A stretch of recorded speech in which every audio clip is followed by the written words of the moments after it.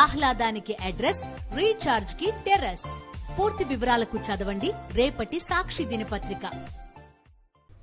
విశాఖ జిల్లా జీవీఎంసీ గాంధీ విగ్రహం వద్ద వైఎస్ఆర్సీపీ కార్పొరేటర్లు ఆందోళన చేపట్టారు. తిరుపతి లడ్డూ వివాదంపై సీబీఐ విచారణ జరిపించాలని డిమాండ్ చేశారు.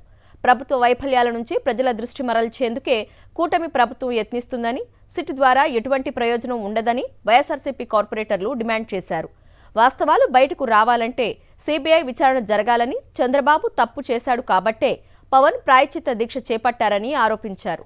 ఇక వైఎస్ జగన్ ఏ తప్పు చేయలేదు కాబట్టే ప్రధానికి లేఖ రాశారని, వైఎస్ జగన్ లాగా ప్రధానికి లేఖ రాసి సీబీఐ విచారణ కోరే దమ్ము చంద్రబాబుకుందా అని మాజీ మంత్రి అమర్నాథ్ ప్రశ్నించారు.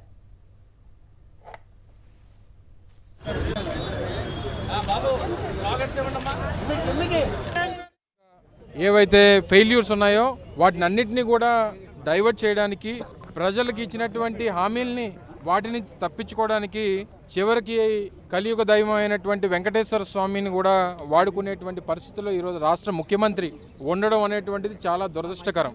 మనందరికీ తెలుసు, మాయల పకీర్లు ఉంటారు. ఉన్నది లేనట్టుగా, లేనిది ఉన్నట్టుగా సృష్టించడం వాళ్ళ పని.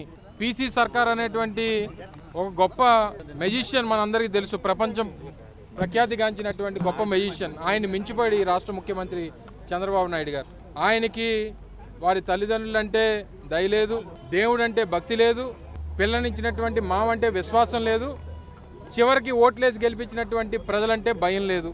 వీటన్నిటి మధ్య చివరికి మొన్న వచ్చినటువంటి విజయవాడ వరదల్ని తప్పించుకోవాలని, లేదా ఆయన ఇచ్చినటువంటి సూపర్ 6 హామీలను తప్పించుకోవాలని, లేదా తను నమ్ముకున్నటువంటి అమరావతి మునిగిపోతే దాని నుంచి బయటపడాలని, ఈ నెయ్యి గొడవతో చంద్రబాబు నాయుడు గారు తిరుపతికి సంబంధించినటువంటి ఈ నెయ్యి గొడవతో తెలుగుదేశం పార్టీకి 6 అడుగులు గొయ్యి తవ్వుకున్నాడు అనేటువంటి విషయాన్ని సందర్భంగా తెలియజేస్తా ఉన్నా.